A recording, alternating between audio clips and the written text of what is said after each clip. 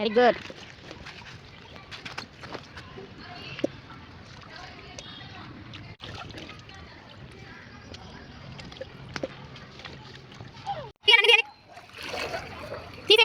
Very good.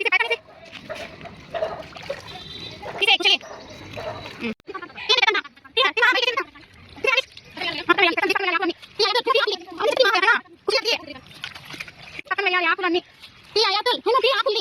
అవన్నీ చెత్త హైమా కుషలిలాగా తీ. చెత్త అంతా తీయండి, ఆకులు అన్నీ తీయండి. బయటికి వేసేయాలి, బయటికి వేసేయాలి, నిన్న కాదు బయటికి వేసేయాలి. మీరు డస్ట్ అంతా తీసి బయటికి వేసేయాలి అంతే, దిగకూడదు. కానీ